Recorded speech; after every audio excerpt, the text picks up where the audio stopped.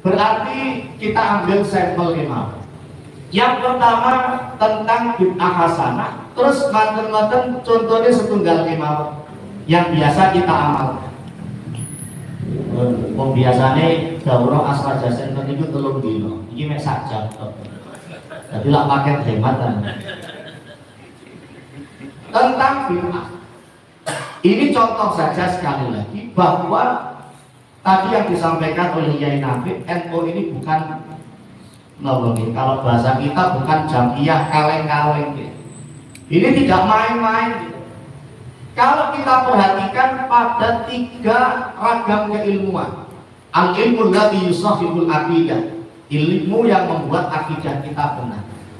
Al-ilmu alladzi yusahhibul ibadah, ilmu yang membuat ibadah kita benar. Lalu yang ketiga, al-ilmu alladzi yusahhibus suluk, ilmu yang membuat akhlak kita ini baik dan benar. Ternyata dalam tiga prinsip ini Nahdlatul Ulama selalu istiqomah di jalur jumhur atau mayoritas ulama. Termasuk masalah bid'ah. Jangan takut dibilang bid'ah. Kami punya kawan Ustaz Nur Hasim Bangkalan sampai bikin komunitas PIS KTB. PIS itu Pustaka Ilmu Sunniyah Salafiyah, KTB-nya kok takut bid'ah. Wong NU itu ketika mengatakan ini amalia baru, jangan takut, jangan khawatir, ini bid'ah hasanah. Dan yang mengakui bid'ah hasanah tidak kelompok minoritas ulama, tapi mayoritas ulama. Kita ambil contoh bagaimana kita membedah itu membedah. Kita ambil pengertian bid'ah tiga kemauan. Al-bid'atu fi'lu ma lam yuhad fi asri Rasulillah sallallahu alaihi wasallam. Ini pengertian yang disampaikan oleh Al-Imam Izzuddin Ibn Abdissalam, Sultanul Ulama, the King of Ulama, dalam kitab Qawaidul Ahkam. Artasipun bid'ah adalah mengerjakan sesuatu yang tidak pernah dikenal atau terjadi pada masa Rasulullah sallallahu alaihi wasallam. Niki contoh pengertian ingkang nomor 1. Pengertian yang kedua kali ini disampaikan oleh Imam Nawawi. Hiya idatu ma lam yakun fi ahdi Rasulillah sallallahu alaihi wa alihi wasallam. Bid'ah adalah mengerjakan sesuatu yang baru yang belum ada pada masa Rasulullah sallallahu alaihi wasallam. Imam Nawawi dalam kitab Tahdhibul Asma wal Lughat jilid 3 halaman 22. Satu pengertian lagi disampaikan oleh Al-Amir As-San'ani, al-bid'atu lughatan dan seterusnya. Bid'ah menurut bahasa adalah sesuatu yang dikerjakan tanpa mengikuti contoh sebelumnya. Yang dimaksud bid'ah di sini adalah sesuatu yang dikerjakan tanpa didahului pengakuan syarat melalui Al-Quran dan Sunnah. Sallallahu alaihi Nabi Muhammad. Bapak Ibu sekalian, terus kalau kita mapping, tadi disampaikan prinsip NU itu istiqomah di jalur jumhur mayoritas ulama. Mari kita petakan sampel masalah bid'ah ini. Kalau kita mengkaji melalui kitab para ulama kita akan menemukan kesimpulan tadi. Ini bukan organisasi kaleng-kaleng. Prinsipnya tidak kelompok minoritas ulama, tapi mayoritas ulama. Kalau kita mau merujuk kepada kitab-kitab warisan para ulama yang muktabar. Cuma masalahnya anak-anak milenial sekarang itu lebih suka buka Google. Senang buka TikTok, Facebook, Instagram, WhatsApp, WhatsApp. Akhirnya seakan-akan kita ini minoritas. Coba kalau kita petakan masalah bid'ah kemauan. Bid'ah itu wonten i'tiqadiyah, wonten amaliyah. Ada sesuatu yang baru dalam bidang akidah, ada sesuatu yang baru dalam bidang amaliyah. Kita tidak membahas yang i'tiqadiyah. Bid'ah dalam masalah keyakinan, masalah akidah, seluruh ulama sepakat semuanya tidak baik, bahasa Inggrisnya juga tak saya banyak yang orang betul banyak teman-teman yang betul kalau lembang cuma nanti bedanya ulama itu perbedaan ulama tentang bid'ah dalam masalah akidah itu sampai mukafirah membuat dia kafir atau mufsidah membuat dia fasik. Tidak kita bahas lebih lanjut karena kafir dan fasik sama-sama juga nama tak saya. Ya juga tak saya. Yang menjadi perdebatan itu kan yang kedua ini. Bid'ah amaliyah.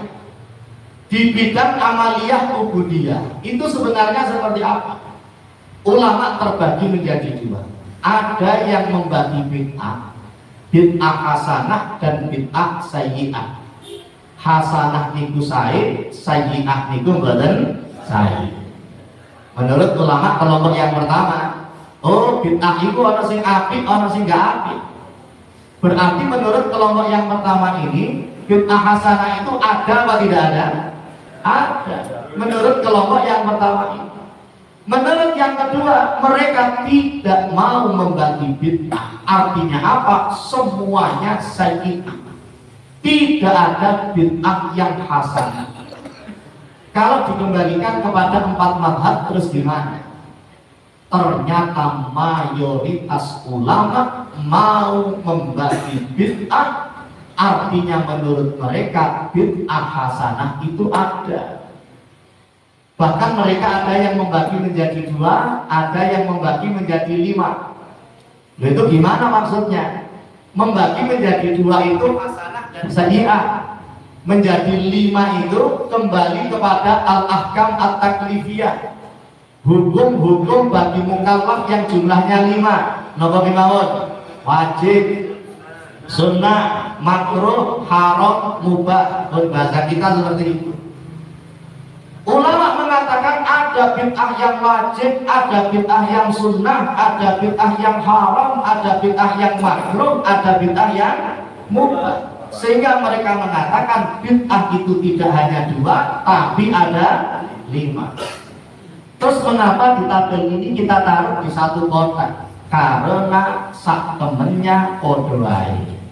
Yang membagi 2 dan 5 itu sebenarnya sama saja.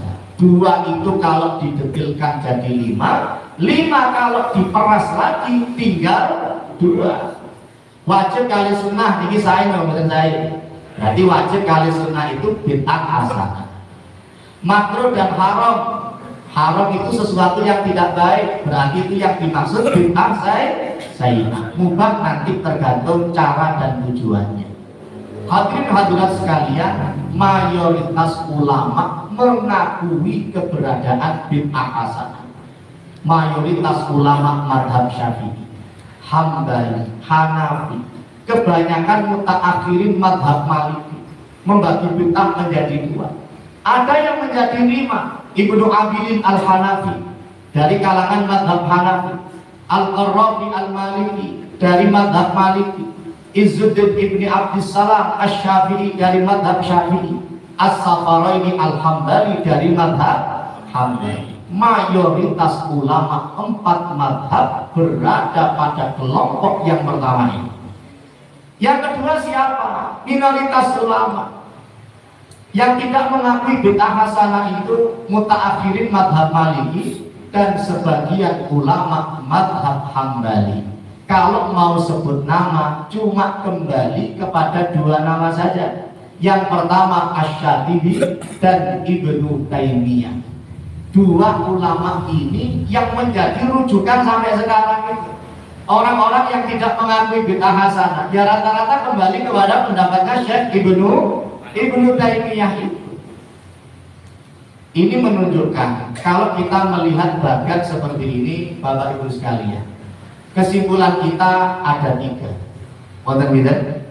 Wonten 3. Jenengan apalaken maki terakhir kula tanglet-tanglet malih sing saged jawab Abah Mujib menyediakan door prize.